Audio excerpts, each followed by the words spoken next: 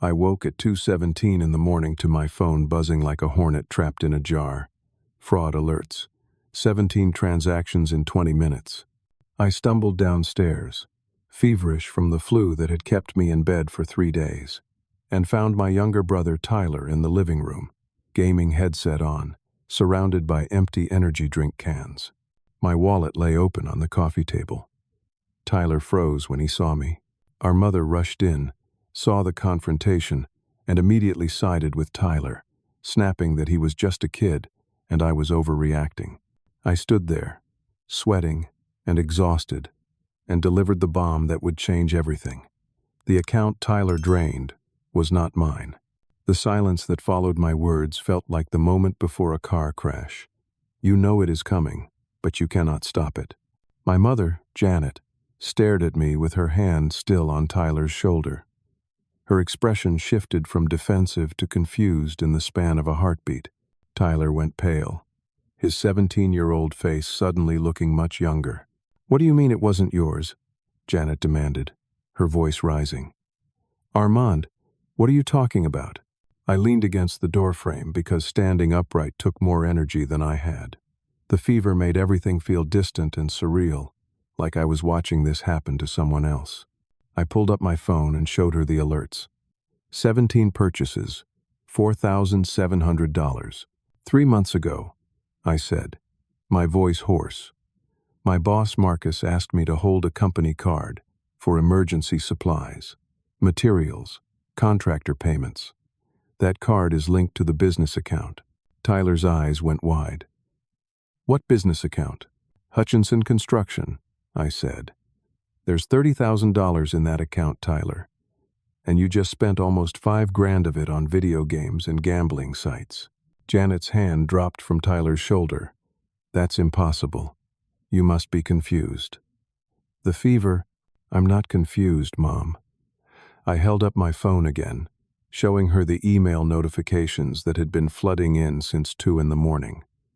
These are from the company's accounting software. Every transaction flagged as fraudulent.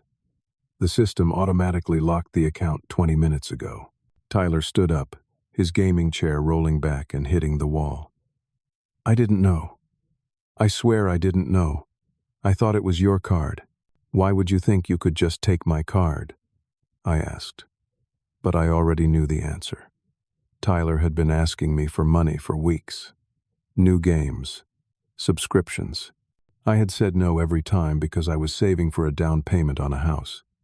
He must have gotten desperate. Janet moved between us, her protective instinct kicking in despite everything. "Okay, this is bad, but we can fix it. We'll just return everything. Cancel the subscriptions. Get refunds." I wanted to laugh, but it would have hurt too much. "Mom, digital purchases are non-refundable.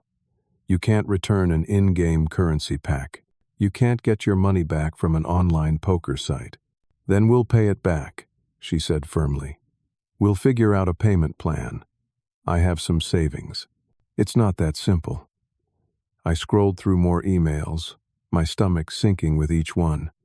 The system didn't just lock the account. It sent automatic alerts to the corporate office. Marcus isn't the owner. He's just the site supervisor. The actual owner, Gerald Hutchinson, is going to see this. Tyler sat back down, his head in his hands. "I'm so sorry. I'm so sorry." Janet rounded on him. "Why would you do this? Why would you take your brother's wallet?" "I needed the money. You don't understand the pressure at school. Everyone has the new games, the new equipment. I'm always the broke kid. I just wanted—" "You wanted to steal," I cut him off. My head was pounding. "That's what this is, Tyler. Theft.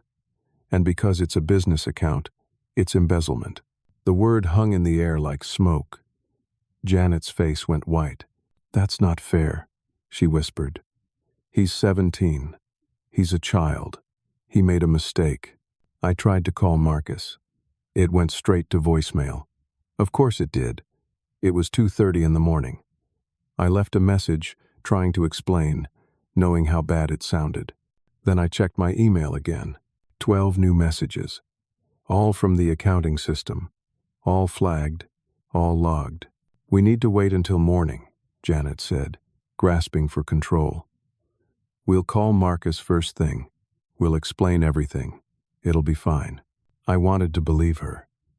I wanted to think this would blow over like every other family crisis.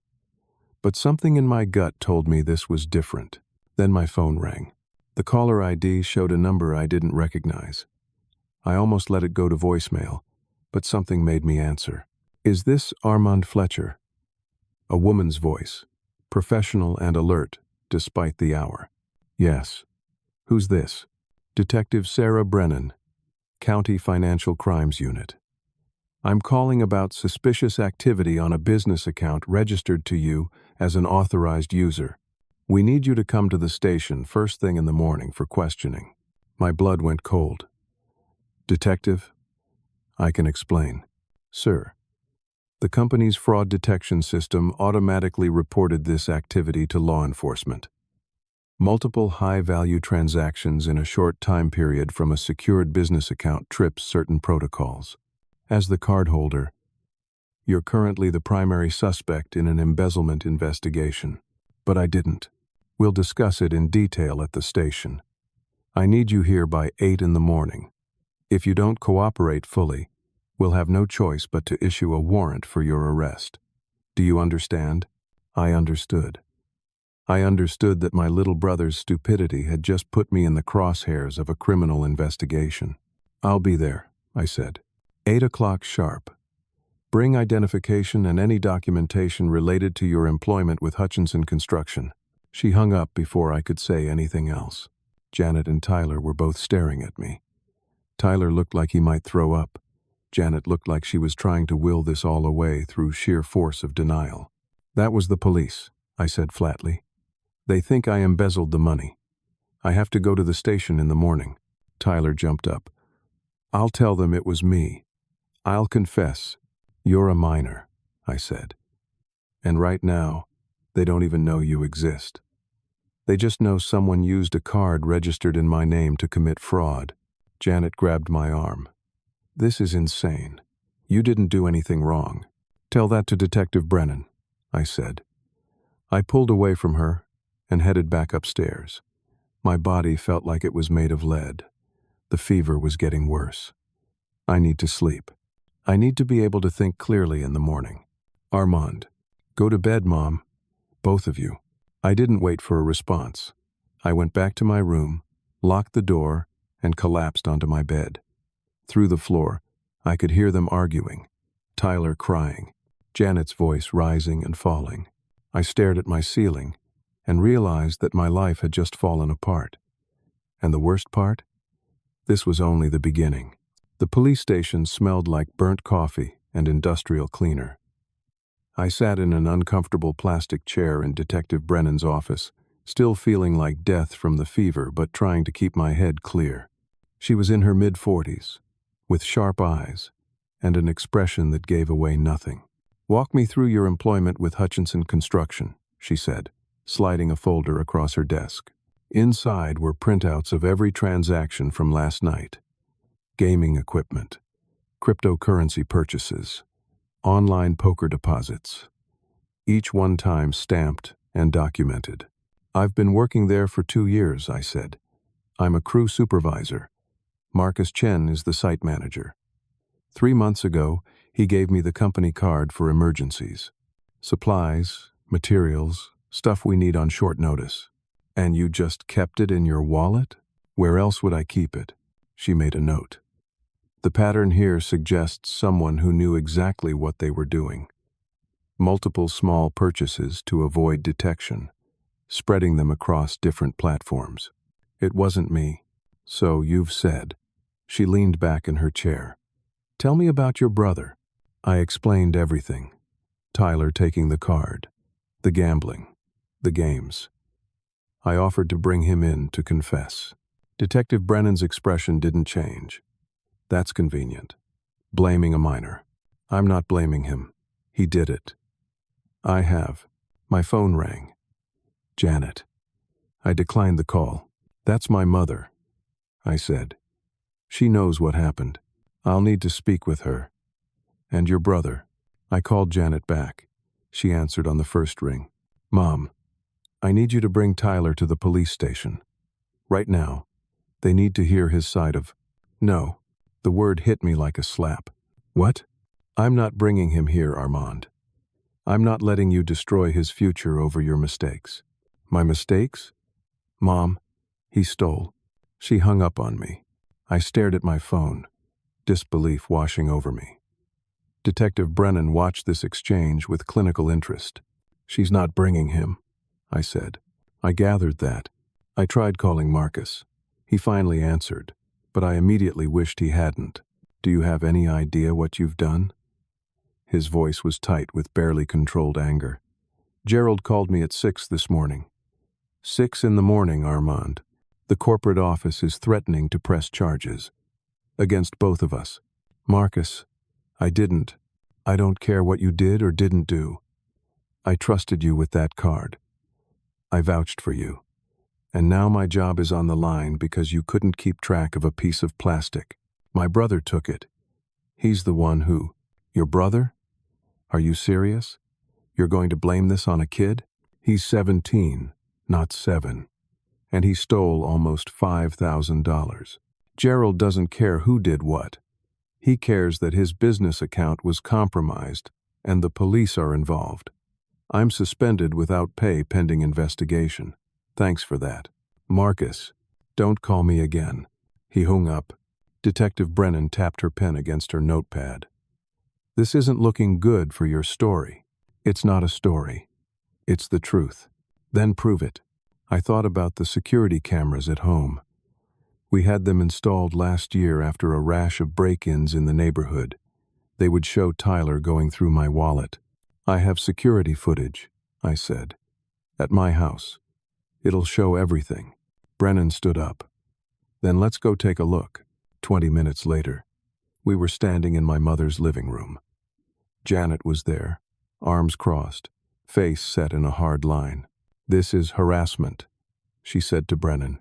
Ma'am, your son asked me to review security footage. I'm following up on his statement. There's no footage. I stared at her. What? I disconnected the cameras last week. Privacy reasons. You? What? I moved toward the camera by the front door. The light was off. Dead. I checked the one in the living room. Same thing. Mom, why would you? I don't like being watched in my own home. When did you do this? She hesitated just long enough for me to know she was lying. Last Tuesday. Tyler was here 2 nights ago when he took the card. The cameras would have been on. I'm telling you they weren't. Detective Brennan looked between us, and I could see her mentally revising her assessment of the situation. This wasn't a simple theft anymore. This was family drama, and family drama made everything complicated. Where's your brother now? Brennan asked. He's not here, Janet said quickly. He's staying with my sister, in Columbus. She's taking care of him while all this gets sorted out. Columbus was 2 hours away. Tyler had been sent out of reach. My own mother had hidden him. Brennan turned to me. This looks like a planned embezzlement scheme where you're trying to frame your own brother. No witnesses, no evidence, just your word against his. That's not. Unless you have something else? I almost said no. Almost gave up right there. Then I remembered something. The Ring doorbell, I said. It has separate cloud storage. Mom doesn't even know the password. I pulled up the app on my phone, scrolling back to 2 nights ago. There. 1:53 in the morning. Clear as day. Tyler creeping down the stairs, going through my wallet on the coffee table, pulling out the card, taking a photo of it with his phone. I showed it to Brennan. She watched the footage twice, her expression neutral. This is evidence, she said finally. I'll need to submit this to the case file. Relief flooded through me. So, I'm cleared? Not exactly. The relief evaporated. This proves your brother took the card, Brennan continued. But since he's a minor, the DA might still charge you with negligence. You were responsible for securing that card, and you failed to do so. In construction industry cases like this, The cardholder is often held liable regardless of who actually used it. That's insane. That's the law. She closed her notepad. I'll submit my report, but I'm recommending you get a lawyer. The company will likely sue you in civil court even if criminal charges are dropped. She left. I stood in the living room with my mother, who wouldn't meet my eyes. You did this, I said quietly. You disconnected the cameras to protect him. He's my son. So am I. He's 17, Armand. You're 32. You can handle this. He can't. I shouldn't have to handle this. He's the one who stole. He made a mistake. A mistake that's going to destroy my life. She finally looked at me, and what I saw in her eyes made my stomach turn. She had already chosen. Between her two sons, she had picked Tyler. Maybe because he was younger. Maybe because she thought I was stronger. It didn't matter why. What mattered was that I was on my own. I left without another word. I got in my truck and drove, not really seeing the road. My phone buzzed. An email from Hutchinson Construction. Your employment has been terminated effective immediately. Your final paycheck will be withheld pending resolution of ongoing legal matters. I pulled over to the side of the road and just sat there, gripping the steering wheel so hard my knuckles went white. 3 days ago, I had a job, a family, a future. Now I had nothing, and things were about to get so much worse. The envelope arrived 5 days after my meeting with Detective Brennan. Legal papers. I sat in my truck, which I had been living in since missing rent, and read through the lawsuit with numb detachment. Gerald Hutchinson's company was suing me for $4,700, plus $20,000 in punitive damages and legal fees. The complaint alleged gross negligence, breach of fiduciary duty, and willful misconduct in the handling of company assets. $24,700. I had $1,100 to my name. My phone rang. Janet. I almost didn't answer, but some stupid part of me hoped she was calling to apologize. I need you to drop this, she said. No greeting, no apology. Drop what? The police investigation. The accusations against Tyler. All of it. Mom, I'm being sued. I lost my job. I'm living in my truck. And whose fault is that? You're the one who made this a police matter. You could have just handled it within the family. Within the family? He stole $5,000 from a business account. What was I supposed to do? You were supposed to protect your brother. The words cut deeper than they should have. What about protecting me? You're an adult. You can take care of yourself. I guess I have to, don't I? She was quiet for a moment. I hired a lawyer for Tyler, Dennis Kowalski. He's very good. He says if you keep cooperating with the police, Tyler could face juvenile charges. Good. Maybe that'll teach him something. Armand. I have to go, Mom. I hung up before she could respond. That afternoon my father called. Robert Fletcher. We hadn't spoken in months. He lived in Oregon with his new wife and her 2 kids, living the life he always wanted, just with a different family. Your mother told me what happened, he said. Hell of a situation. Yeah, I want you to know, I believe you. Tyler's always been impulsive. I'm not surprised he did something stupid. Thanks. I waited for the other shoe to drop, but I can't help you financially. Diane and I are tight with money right now.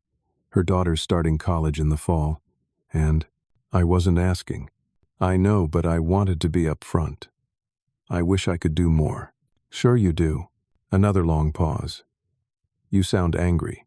I'm not angry, Dad. I'm just tired.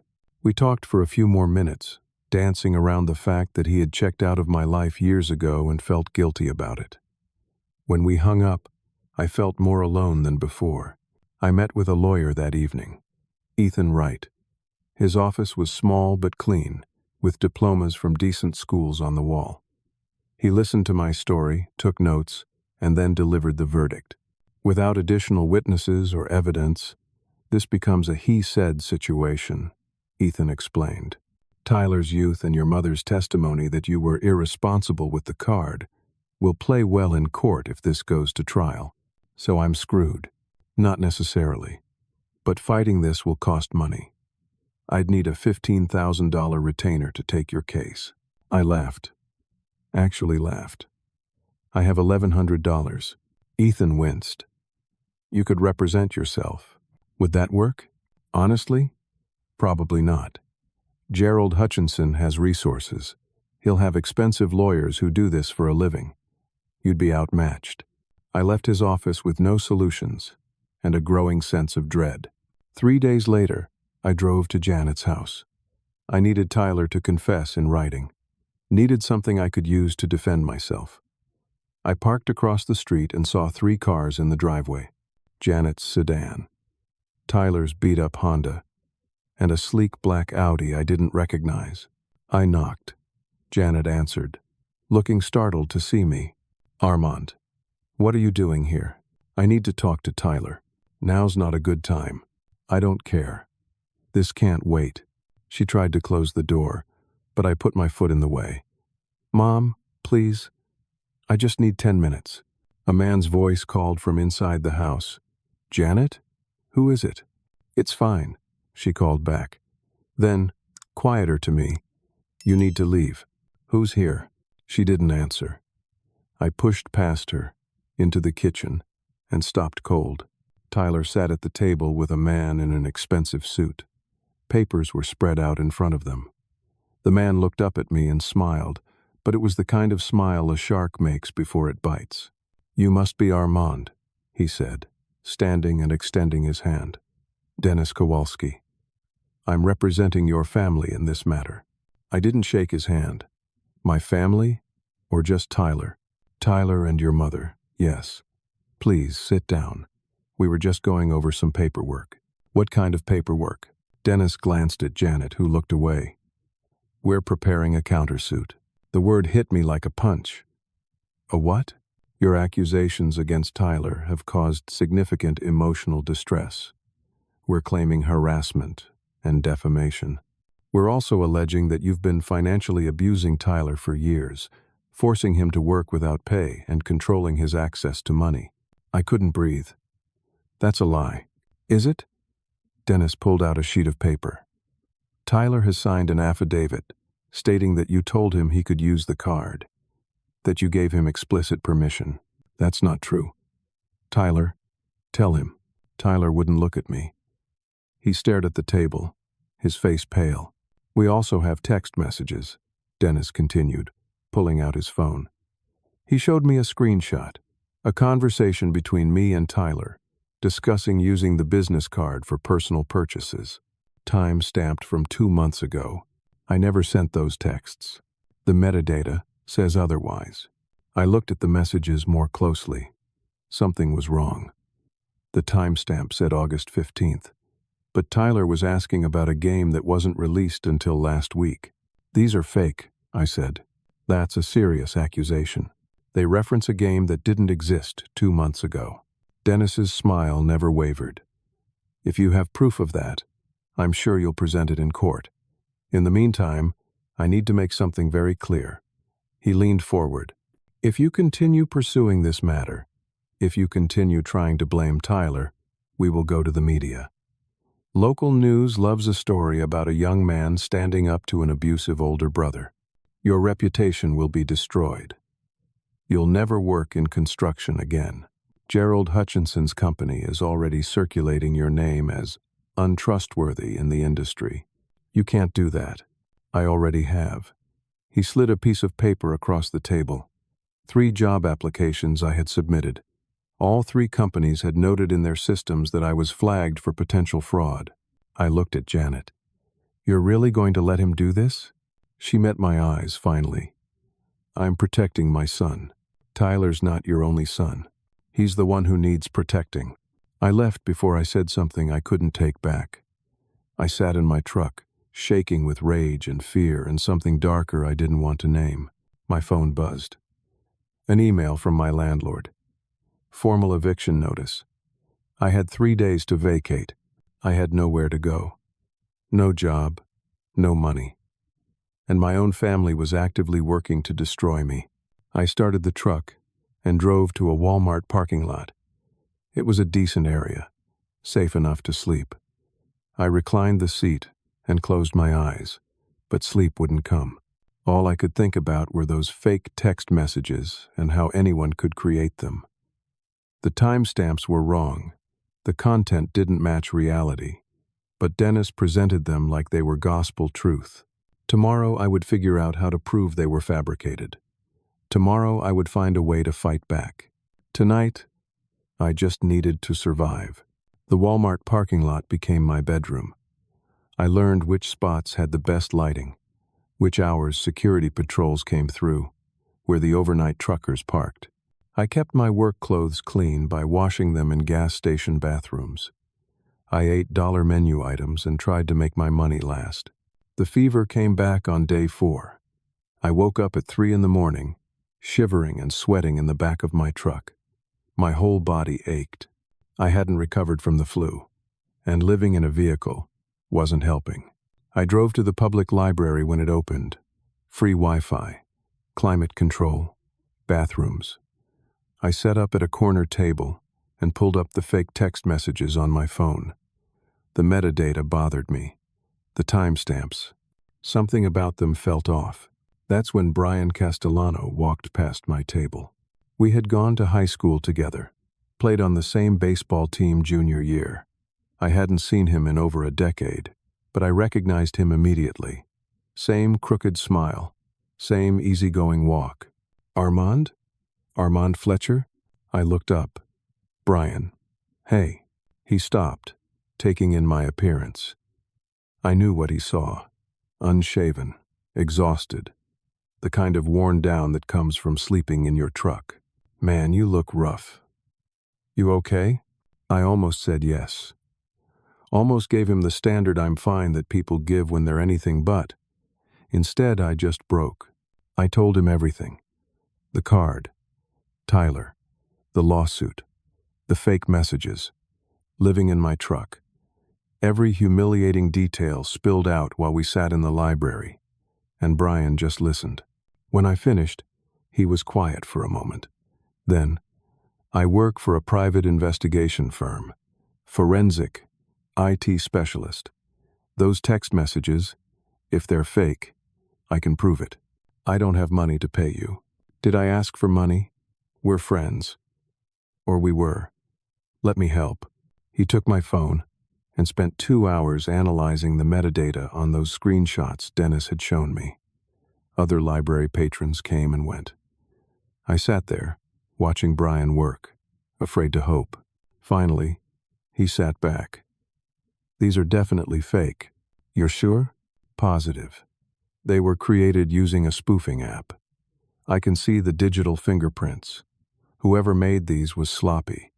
They didn't scrub the metadata properly. The IP address traces back to a law office downtown.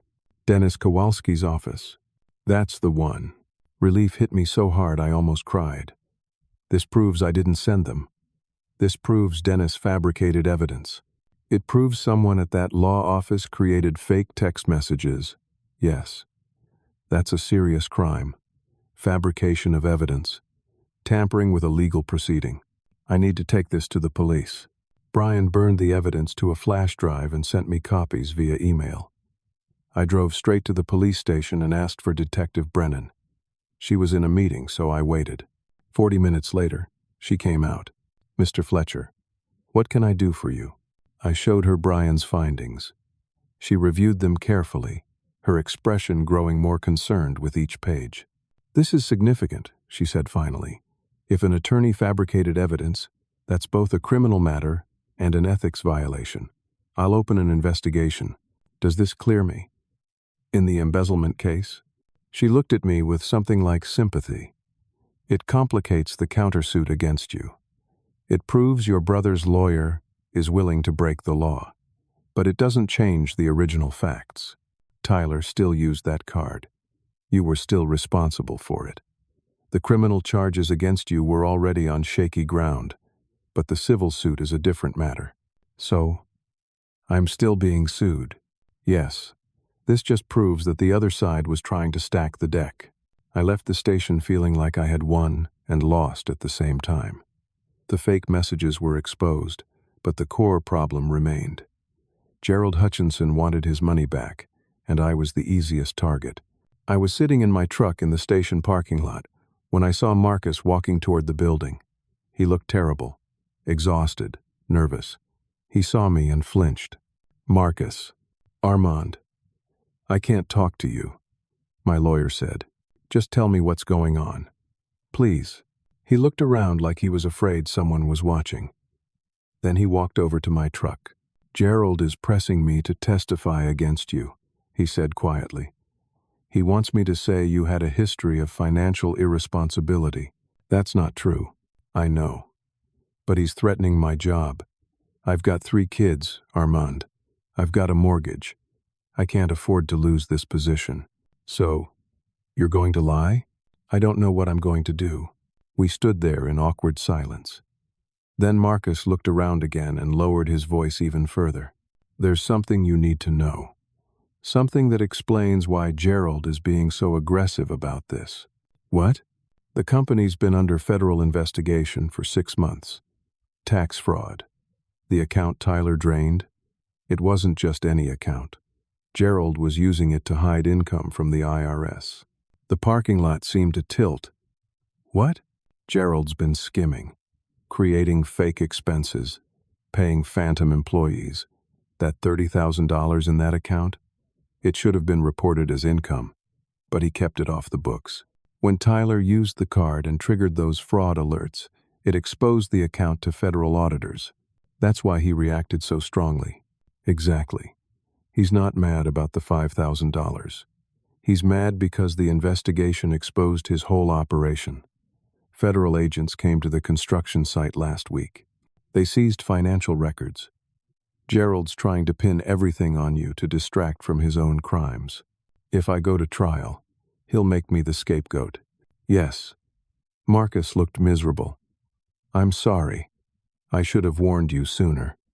But I was scared. I still am. Will you testify to this?" "I can't. I've got a family to protect." He walked away, heading into the station. I sat there, processing what he had just told me.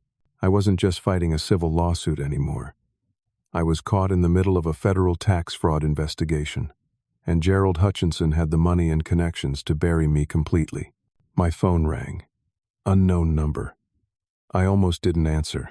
"Mr. Fletcher, this is Agent Rachel Torres with the Internal Revenue Service, Criminal Investigation Division. We need to speak with you about your employment with Hutchinson Construction." Of course they did. Agent Torres wanted to meet at a neutral location. We settled on a coffee shop in a strip mall, 20 minutes from downtown. She was there when I arrived, sitting at a corner table with another agent, a broad-shouldered man in his 50s who introduced himself as Agent James Donnelly. They showed me their credentials. I ordered a coffee I couldn't really afford and sat down. "We've been investigating Gerald Hutchinson for 7 months, Torres began. "Tax evasion, fraud, money laundering. We're building a case, and your name keeps appearing in the records." She slid a folder across the table. Inside were financial documents I had never seen before. Invoices, expense reports, W-2 forms. My name was on all of them. "What is this?"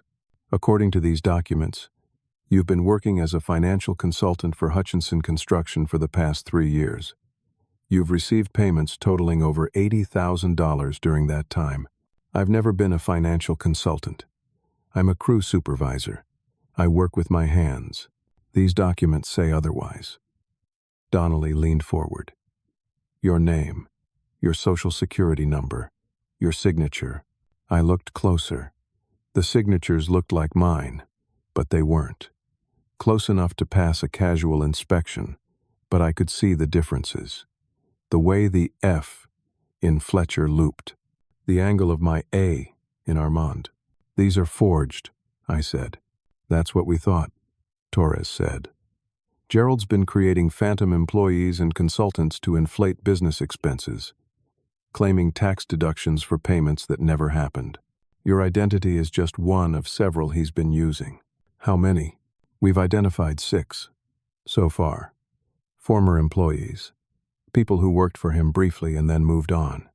He's been using your names and social security numbers for years. The implications crashed over me. The IRS thinks I owe taxes on money I never received. Right now, yes. If we can't prove these documents are fraudulent, you could be held liable for tax evasion. That's a federal crime. 5 to 10 years in prison. I put my head in my hands. This couldn't be real. This couldn't be happening. We know you're likely innocent, Donnelly said. But we need proof. We need evidence that Gerald created these documents without your knowledge. And we need testimony. What kind of testimony? We want you to wear a wire. Go to Gerald's office. Try to get him to admit to the fraud. He'll never confess to me. He might if you approach it the right way. Tell him you know about the federal investigation. Tell him you're willing to cooperate with us, unless he drops the civil suit. See how he responds. And if he doesn't say anything incriminating? Torres and Donnelly exchanged a look. Then our case becomes much harder to prove, Torres admitted. And you remain a person of interest in an ongoing federal investigation. I didn't have a choice. Not really. I agreed to help. They fitted me with a recording device the next morning. A small microphone that clipped to my shirt and a transmitter that fit in my jacket pocket.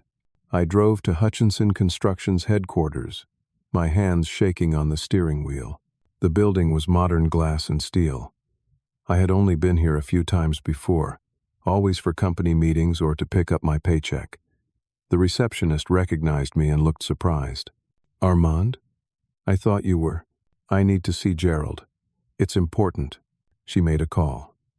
A minute later, she nodded toward the elevators. 3rd floor. He'll see you. Gerald's office was corner suite with windows overlooking downtown. He sat behind a massive oak desk, looking every inch the successful businessman. Mid-60s. Tan. Expensive suit. Armand. He smiled, but it didn't reach his eyes. This is a surprise. I thought my lawyers told you not to contact me directly. We need to talk. About the lawsuit. There's nothing to discuss. You cost my company money. You'll pay it back. It's simple. It's not simple. The police are involved. The IRS is involved. This whole thing has gotten out of control. He leaned back in his chair. Then you should have been more careful with my company card. It wasn't me who used it. It was my brother. So you've said. Repeatedly. But that's your problem, not mine. I took a breath, trying to steer the conversation where the agents wanted it to go. I know about the federal investigation. His expression didn't change, but something flickered in his eyes. What investigation? The tax fraud, the phantom employees, using my identity to create fake expenses. I have no idea what you're talking about. The IRS thinks I'm involved. They're going to charge me unless I cooperate with them. Then you should cooperate. Tell them the truth. The truth is that you've been using my name for years without my permission. Creating fake invoices. Claiming tax deductions you're not entitled to. Gerald opened his desk drawer. My body tensed, but he just pulled out a folder and tossed it across the desk. Inside were photographs. Tyler entering a rundown apartment building. Close-ups of him talking to a man I didn't recognize. The man handing Tyler a small bag. Drugs. Obviously drugs. I've been having your family watched, Gerald said calmly. Tyler's been buying from a dealer named Miguel Soto 3 times in the past 2 weeks. If you cooperate with the feds, these photos go to the police. Your little brother gets arrested for possession. Maybe worse, depending on what the DA wants to charge him with. You're blackmailing me. I'm protecting my interests, just like you're trying to protect yours. He pulled out more photos. Tyler at different locations, different times, building a pattern. Even if he's a minor, this will ruin him, Gerald continued. Juvenile hall, a record. He'll never get into college, never get a decent job. Your mother will never forgive you. She already doesn't. Then you'll have nothing left to lose, except your freedom, because I've also got friends in the county jail. Friends who can make your life very difficult if you end up there. Do you understand what I'm saying? I understood. He was threatening my safety, Tyler's future, everything. You're a smart guy, Armand. Drop this. Walk away. Sign an NDA, and I'll make the lawsuit disappear. I'll even give you $10,000 as a settlement. You can start over somewhere else. That's a bribe. That's a business arrangement. Take it or leave it. But if you don't take it, things get much worse for you and your family. I left without answering. I got in my truck and drove 3 blocks before pulling over. My hands were shaking so hard I could barely hold the steering wheel. Torres and Donnelly met me in the parking lot of a closed grocery store. They reviewed the recording while I sat in the back of their car. He didn't say anything explicitly incriminating, Donnelly said finally. Everything's implied. Suggestions. Threats wrapped in business language. But you heard him, I said. The blackmail. The bribe. We heard it. But it's not enough for a criminal charge. A good lawyer would tear this apart in court. He never actually admits to creating false documents. Never confirms the tax fraud. All he does is threaten consequences if you cooperate with us. Torres closed her laptop. Gerald's too smart to confess on tape. We knew it was a long shot. So what happens now? We keep building our case. We subpoena more records, interview more witnesses. But without your direct testimony, our case is weaker. He's going to frame me for everything. Possibly. That's why we're offering you witness protection. You'd have to leave town. New identity. Fresh start. We'd relocate you and help you get set up somewhere safe. What about Tyler? My mother? They stay here. We can't protect them unless they're directly threatened. Gerald threatened Tyler. You heard the recording. He threatened to report Tyler's drug use to the police. That's not the same as a physical threat. We can't justify protection for him. My phone rang. Unknown number. I almost let it go to voicemail, but something made me answer. Is this Armand Fletcher? A woman's voice. Strained. Frightened. Yes. Who is this? County General Hospital. Your brother was brought in by ambulance 20 minutes ago. Overdose. You're listed as his emergency contact. Your mother is asking for you. The world dropped out from under me. County General's emergency room was chaos. I pushed through the automatic doors and found Janet in the waiting area. Makeup streaked with tears, hands shaking. Where is he? They're working on him. Her voice was raw. They said he's stable. But Armand, she couldn't finish the sentence. I sat next to her, and she collapsed against me, sobbing. Whatever anger I had been carrying toward her melted away. She was just a mother terrified of losing her child. A doctor emerged 30 minutes later. Dr. Helen Vance, according to her badge. She was young, efficient, and kind. Tyler's awake. He's asking for his brother. Janet tried to stand, but the doctor held up a hand. He asked for Armand specifically. Just Armand. Janet looked at me, hurt and confused, but she nodded. I followed Dr. Vance through the ER to a curtained area where Tyler lay hooked up to monitors. He looked terrible. Pale. Wasted. The confident kid who had been playing video games 2 weeks ago was gone. I'll give you privacy, Dr. Vance said, and closed the curtain. Tyler started crying the moment we were alone. I'm sorry. I'm so sorry. For everything. It's okay. We'll figure it out. You don't understand. He was shaking. I didn't just take your card. That was planned. All of it. I pulled a chair closer. What are you talking about? Dennis. Mom's lawyer. He approached me 3 weeks before I took the card. The words hit me like cold water. He said he knew about Gerald's federal investigation. He said Gerald was looking for someone to blame. He offered me $5,000 to steal your company card and use it. He told me exactly what to buy, where to buy it, what times to make the purchases. Dennis Kowalski told you to steal the card? Yes.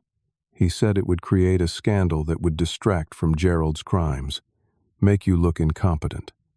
I was supposed to use the card, Then he'd help Mom build a case against you. I'd get paid, and all the charges would disappear. But you used more than you were supposed to. I got greedy. The gambling sites, the cryptocurrency. I thought I could make more money. But when the federal fraud alerts went out, Dennis panicked. He said I ruined everything. He made me stick to the story. Said if I confessed, he'd expose me. Expose you how? Tyler looked away. The drugs. He has videos of me buying from Miguel. He said he'd send them to the police if I didn't do exactly what he said. I felt sick. Dennis has been blackmailing you this whole time? And Mom. He convinced her that you were the bad guy, that you'd been irresponsible, that we needed to protect ourselves. He's been feeding her lies for months, Armand. She didn't know. She really thought she was doing the right thing. I pulled out my phone and started recording. Tell me everything. From the beginning. Don't leave anything out. Tyler talked for 20 minutes. Every detail. Every conversation with Dennis. The fake text messages Dennis created. The payments Dennis promised. The threats he made. All of it. When he finished, I had everything I needed to destroy Dennis Kowalski's career and Gerald Hutchinson's defense. I left Tyler's room and found Janet in the waiting area. She stood when she saw me. Is he okay? He's fine. Physically. What did he tell you? Everything. I explained it all. Dennis's manipulation. The planned theft. The blackmail. Janet's face went from confusion to horror to rage in the span of 30 seconds. That bastard. He said he was helping us. He said you were the problem. He was working for Gerald the whole time, Mom. He was protecting Gerald's interests, not yours. She sat down hard. I've been paying him. Thousands of dollars. He said it was for legal fees. It was hush money. To keep you compliant. I need to call him. I need to... Mom, where is Dennis right now? She checked her phone. He texted me an hour ago. He wants to meet tomorrow to go over our countersuit strategy. Did you tell him about Tyler being in the hospital? Yes. Right after I called you. My stomach dropped. Dennis knew Tyler had overdosed. Dennis knew Tyler might talk. He would be destroying evidence right now, covering his tracks. I went outside and called Detective Brennan. Voicemail. I tried Agent Torres. Also voicemail. I left urgent messages for both, explaining what Tyler had confessed. Then I tried Janet's phone. No answer. I called again. Nothing. Where did Mom go? I asked the nurse at the desk. The woman who was here? She left with a man about 10 minutes ago. Said she needed to handle something urgent. What man? What did he look like? 50s. Suit. Gray hair. He said he was the family lawyer. Dennis had taken her. Taken her somewhere to control the situation before she could talk to the police. I got a text from an unknown number. A photo of Janet sitting in an office, looking distressed. Then a message. Your mother and I are discussing the family's best interests. She agrees you've caused enough trouble. Drop everything or she'll testify that you've been threatening Tyler. Think carefully. I showed the message to hospital security. They couldn't help without evidence of a crime. I called the police non-emergency line. They said they'd send an officer, but it could be an hour. I sat in my truck, shaking with rage and fear. Everything I had fought for, every humiliation I had endured, all of it was about to be for nothing because Dennis had outmaneuvered me one last time. Then my phone rang. Brian. I did more digging into Dennis Kowalski, he said without preamble. You need to hear this. I don't have time, Brian. He's got my mother. Just listen. Dennis isn't just Janet's lawyer. He's Gerald Hutchinson's personal attorney. Has been for 15 years. He represents Gerald in all his business dealings. The pieces clicked together. It was coordinated from the start. Exactly. Gerald identified you as the perfect scapegoat months ago. Dennis recruited Janet by convincing her you were being irresponsible. They manipulated Tyler into stealing the card. Every step was designed to isolate you and give Gerald cover for his federal crimes. Can you prove that? I found encrypted emails between Dennis and Gerald. They're on a server Dennis thought was secure, but he made the same mistake with the metadata. They discuss the Armand problem. They reference payments to Janet through Dennis's trust accounts. It's all there. Send it to me. All of it.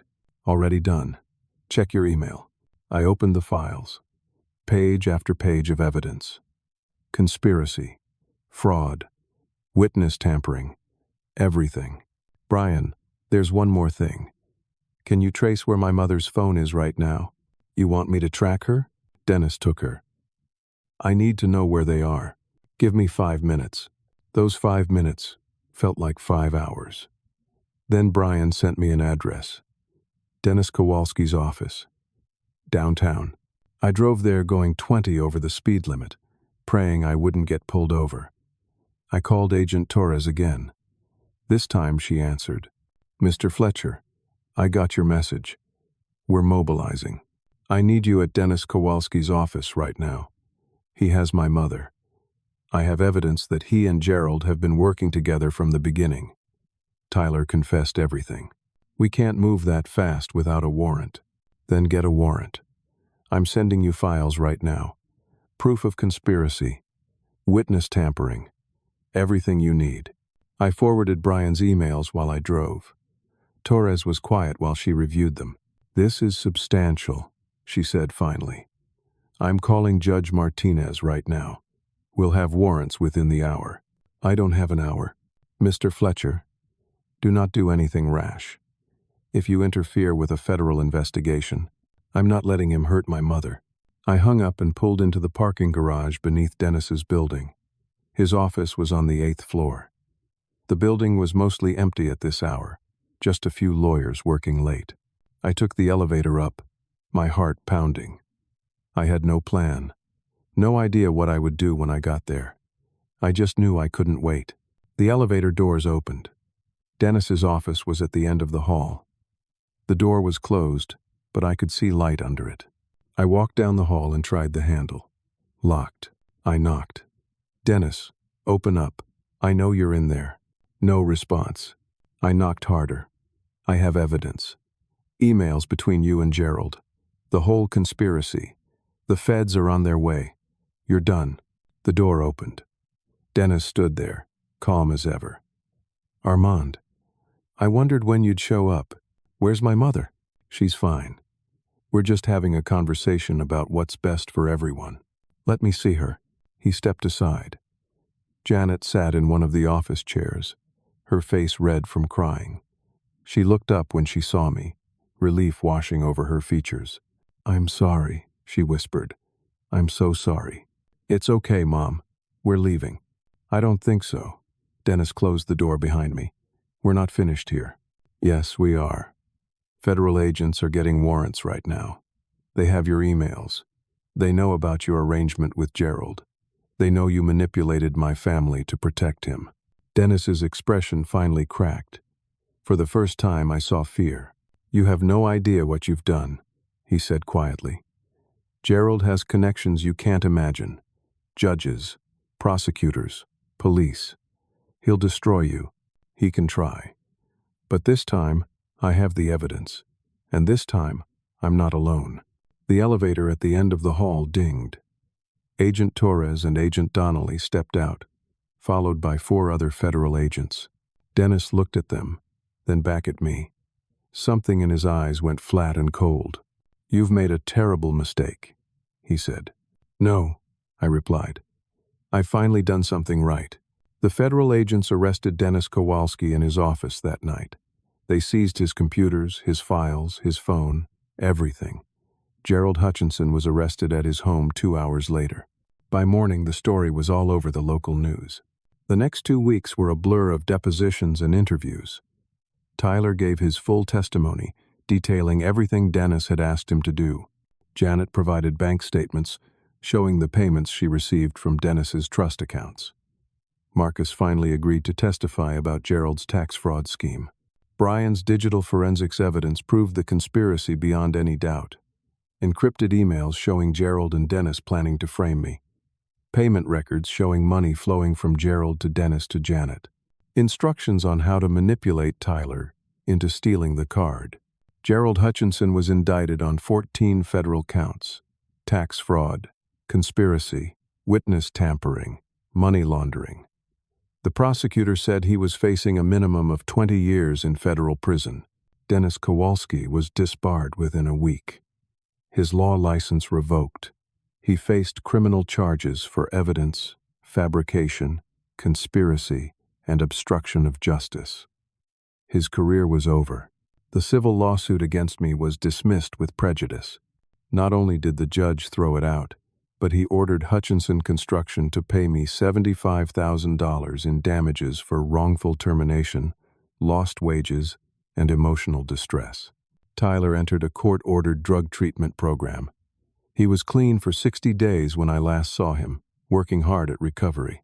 The charges related to his drug use were reduced to community service as part of his cooperation with federal prosecutors. The company card incident? The DA declined to press any charges once the full scope of Gerald's fraud came to light. Turned out the $5,000 Tyler spent was nothing compared to the $2 million Gerald had been stealing from the government over 5 years. Marcus called me 3 weeks after the arrests. He was apologetic, ashamed. He said he should have been braver, should have testified earlier. I was scared, he admitted. I thought Gerald was untouchable. A lot of people thought that, I said. He helped me get a job at Morrison Construction, a competing firm. They were impressed by how I handled the situation. The site manager there, a guy named Paul Thompson, told me I showed integrity under pressure.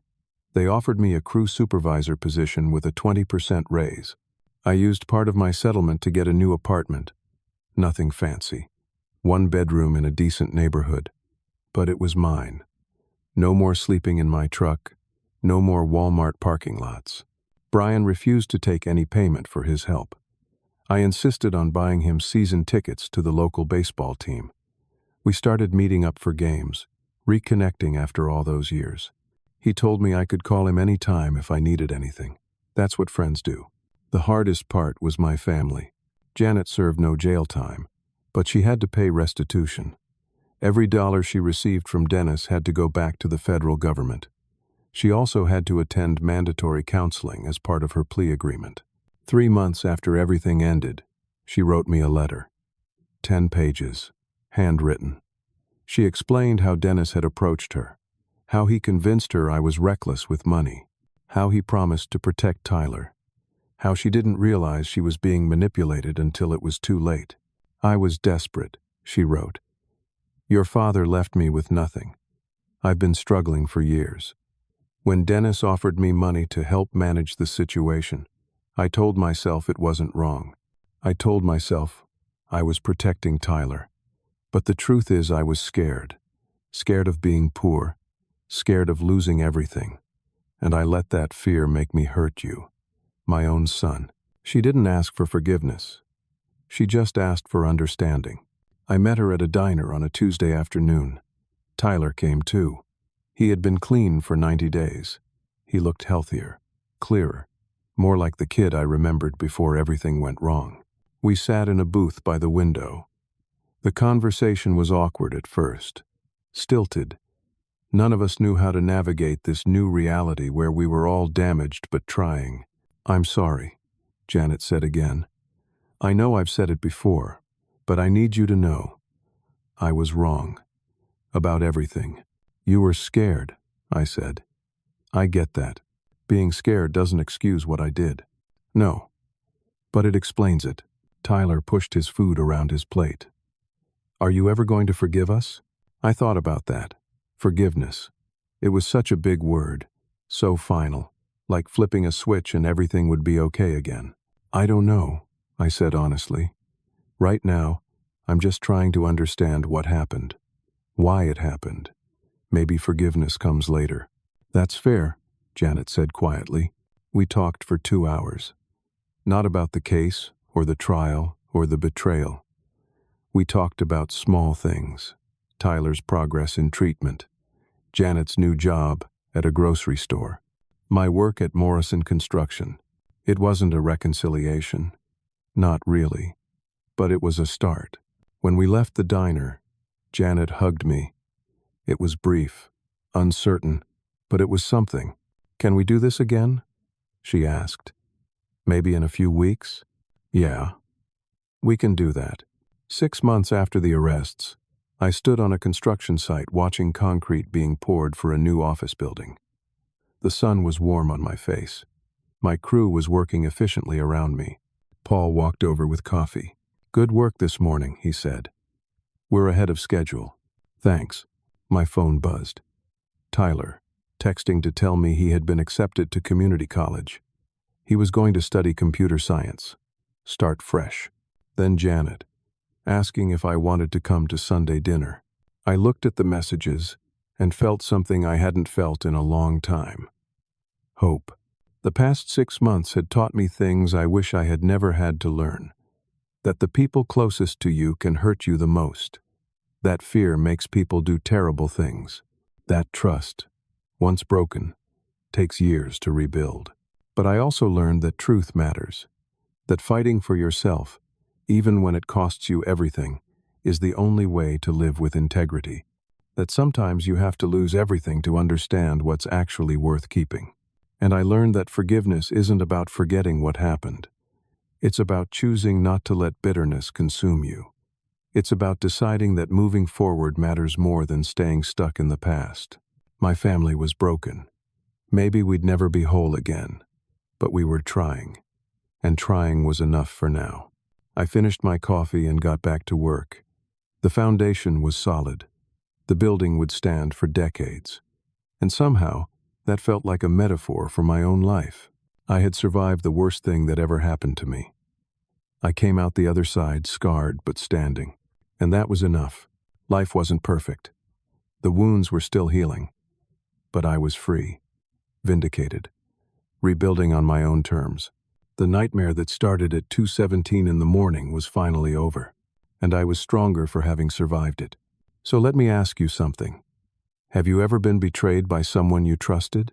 Someone in your own family? How did you handle it? Did you fight back? Or did you walk away? Drop your thoughts in the comments below. I'd love to hear your stories. If this story resonated with you, hit that like button.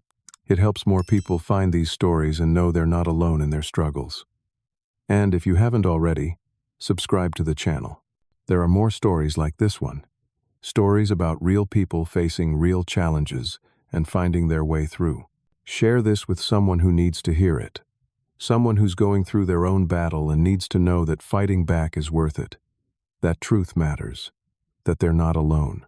Thanks for listening. Thanks for being here. I hope whatever you're going through, you find the strength to stand up for yourself. You deserve that. Take care of yourselves. And remember, even when everything falls apart, you're stronger than you think.